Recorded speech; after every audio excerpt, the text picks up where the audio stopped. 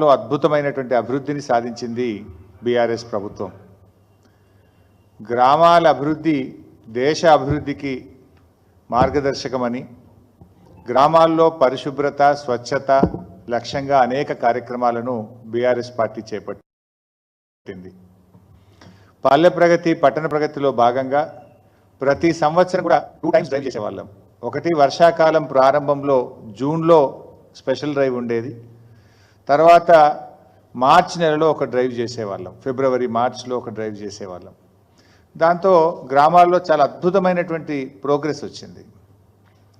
ముఖ్యంగా గ్రామాల్లో మీరు చూస్తే avenue plantation, nursery, dump yard, పిచ్చి మొక్కల తొలగింపు, వైకుంఠ ధామాల నిర్మాణము, వెజ్ నాన్ వెజ్ మార్కెట్ల నిర్మాణము, ఇట్లా చాలా చక్కగా గ్రామాలను మేము మా ప్రభుత్వ హయాంలో అభివృద్ధి చేశాం.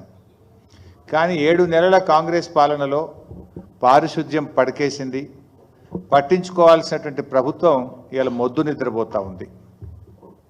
7 నెలల్లో గ్రామ పంచాయతీలకు కాంగ్రెస్ ప్రభుత్వం వచ్చిన తర్వాత 7 పైసలు కూడా విడుదల చేయలేదు. నాట్ ఈవెన్ ఏ సింగిల్ పై. ఈ ప్రభుత్వం వచ్చిన 7 నెలల్లో గ్రామ పంచాయతీలకు నయా పైసా కూడా విడుదల చేయలేదు. ఆ రోజు కేసీఆర్ గారు ప్రభుత్వం ఉన్నప్పుడు పల్లె ప్రగతి కింద టంచన్ల ఎట్లయితే ఉద్యోగస్తులకు జీతాలు పడ్డాయో ప్రతి పల్లెకు కూడా జనాభా ప్రాతిపదికన నిధులు ఇచ్చాం, పట్టణాలకు నిధులు ఇచ్చాం. ప్రతి నెల పల్లె ప్రగతి పట్టణ ప్రగతి కింద గ్రామ పంచాయతీలకు మున్సిపాలిటీకు బీఆర్ఎస్ ప్రభుత్వం నిధులు ఇచ్చేది.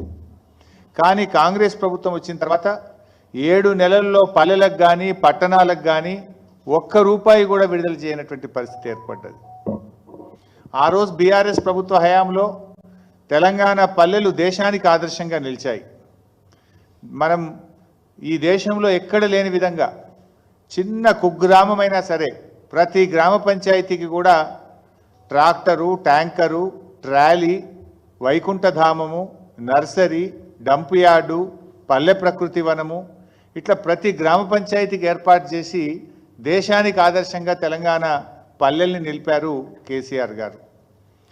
ఈరోజు ఏమైంది? స్థానిక సంస్థల కాలం, సర్పంచ్ల పదవీ కాలం ముగిసింది. ఇప్పటికీ ఎలక్షన్లు పెట్టే పరిస్థితి లేదు. ఎల్లుండి 4వ తేదీ వాళ్ళు ఎంపీటీసీలు, ఎంపీపీలు, జెడ్పీటీసీల కాలపరిమితి కూడా, జిల్లా పరిషత్ల కాలపరిమితి ముగుస్తూ ఉంది. దానికి ఎన్నికలు పెట్టే ఆలోచనలో లేదు ప్రభుత్వం. ఇట్లా మరి వెంటనే ఎన్నికలు పెట్టాలి, గ్రామ పంచాయతీలకు మున్సిపాలిటీలకు నిధులు విడుదల చేసి పారిశుద్ధ్య నిర్వహణను మెరుగుపరచాలని చెప్పి మేము ప్రభుత్వాన్ని డిమాండ్ చేస్తూ ఉన్నాం. ఆ రోజు బీఆర్ఎస్ ప్రభుత్వం వచ్చినాడు మొత్తం తెలంగాణ రాష్ట్రంలో కేవలం 87 ట్రాక్టర్లు మాత్రమే ఉండేవి. గ్రామాల్లో చెత్త సేకరణకు 87 ట్రాక్టర్లు మాత్రమే ఉండేవి. కానీ ఈరోజు 12,769 గ్రామాలకు 12,769 ట్రాక్టర్లను సమకూర్చి చరిత్ర సృష్టించింది బీఆర్ఎస్ ప్రభుత్వం.